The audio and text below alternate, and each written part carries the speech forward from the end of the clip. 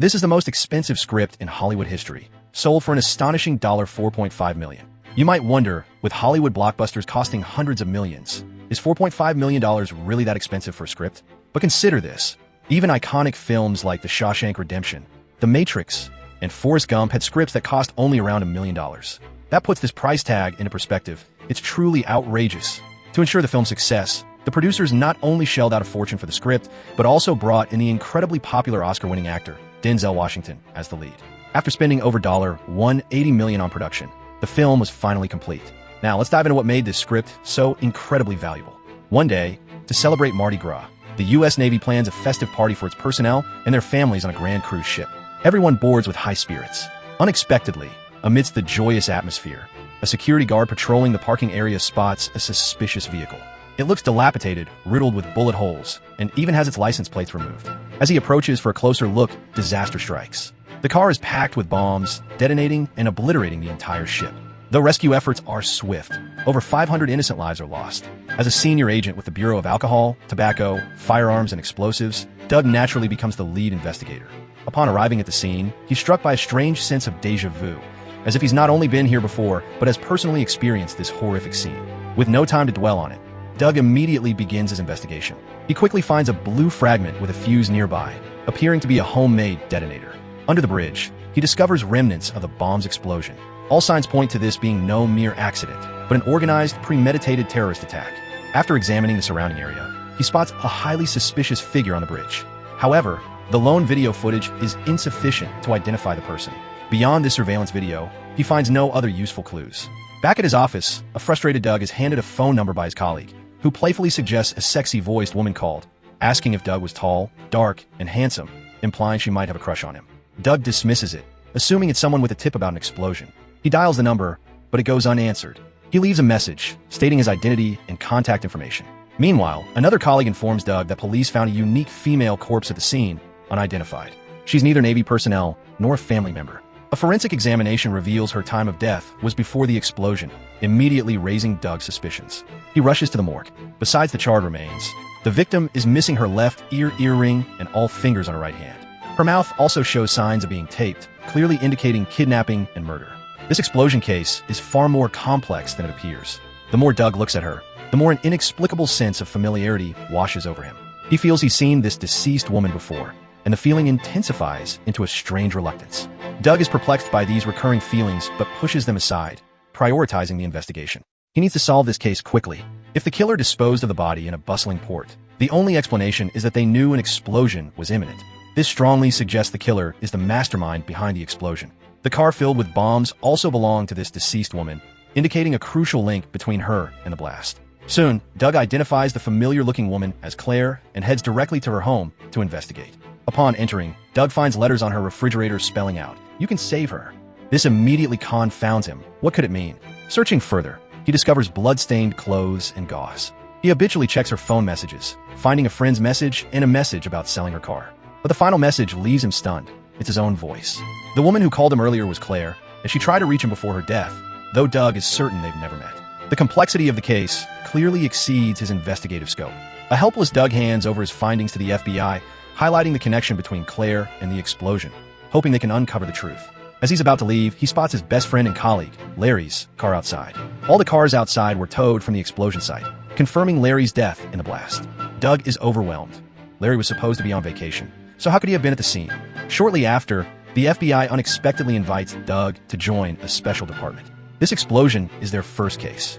They urgently need someone with Doug's sharp insights, and Doug, driven by the desire to find Larry's killer, readily accepts.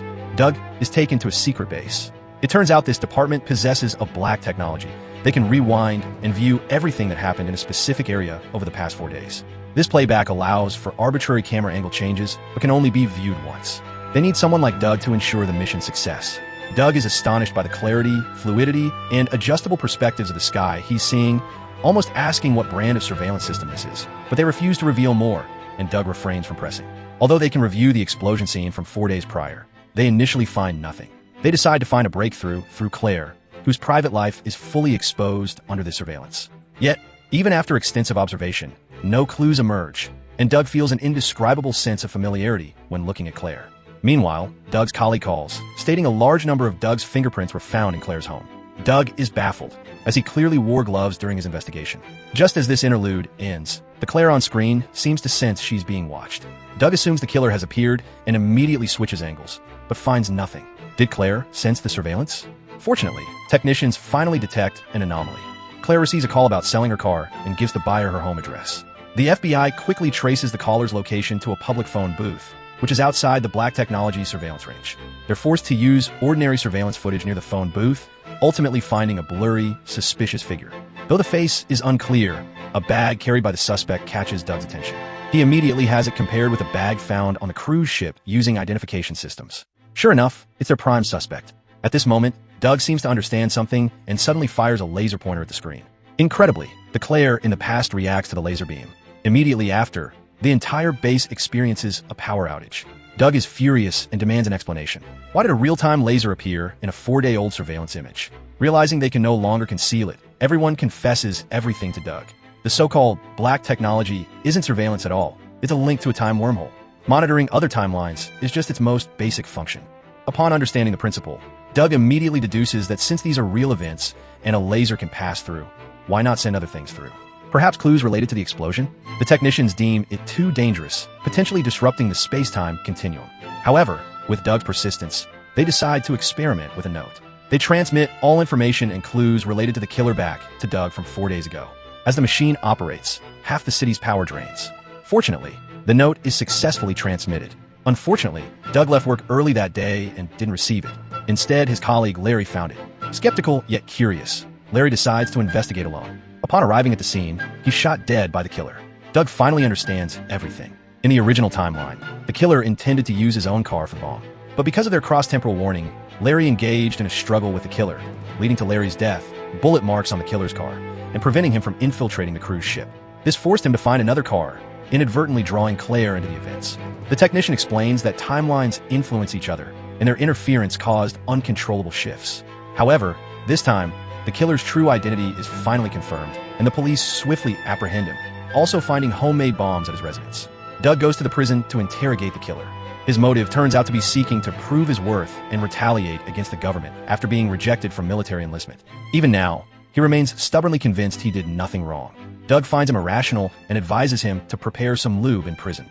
With the killer's arrest, the case is declared closed. But Doug cannot accept this outcome. Looking at the message on the refrigerator, his desire to prevent the tragedy intensifies. He wants to not only prevent the explosion, but also save Larry and Claire, who were drawn into the events because of him. His only option is to transmit himself back 4 days, but such a feat is incredibly dangerous. If the transmission fails, he'll only be a cold corpse. Doug doesn't hesitate. He simply wants to save everyone. As the machine restarts, the entire city's power collapses again. After a period of blurred consciousness, Doug awakens in a hospital. Realizing he succeeded, he disguises himself and leaves the hospital. After acquiring a pistol and an ambulance, he heads directly to the killer's residence. Meanwhile, the killer is about to eliminate Claire. In her struggle, Claire scratches the killer's face, enraging him. Seeing his blood on her fingers, the killer decides to sever them. Just then, Doug crashes through the door in the ambulance. Though he distracts the killer, he takes a gunshot wound. Before Doug can react, the killer uses his gun to ignite the gas, and the house instantly becomes an inferno. The killer believes both Doug and Claire are doomed and rushes to the port. But to his surprise, Doug was not caught in the explosion and ultimately rescues Claire. This daring transmission finally has a good start. However, with the killer on the run, Doug has no time to spare and immediately gives chase. Claire notices Doug's severe gun wound. Without immediate treatment, he could die from blood loss. She decides to take Doug to her home to treat his injury. Claire is surprised by Doug's familiarity with her house. He rearranges the letters on her refrigerator to spell, "You can save her." Doug knows there's a strong possibility that his past self in this timeline will also come to investigate, so he wants to leave a message. He then treats his wound. At this point, Doug finally understands the presence of gauze and his fingerprints in Claire's home earlier. After his wound is tended to, Claire changes her clothes. This reminds Doug of seeing her corpse for the first time, dressed in the very same outfit, and he urges Claire to change into something else. Claire is confused but complies. When she returns, she's holding a gun.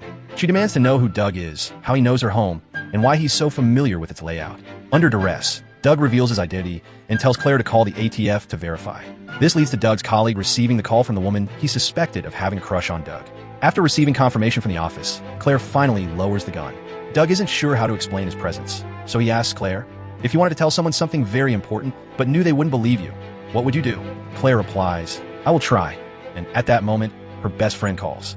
Doug immediately states the content of the phone call, solidifying Claire's belief in him. Finally, they both rush to the pier and spot the killer preparing to leave. They decide to split up, Doug to disarm the bomb, Claire to call the police. Unexpectedly, the killer sees his car and immediately realizes Doug and Claire are still alive.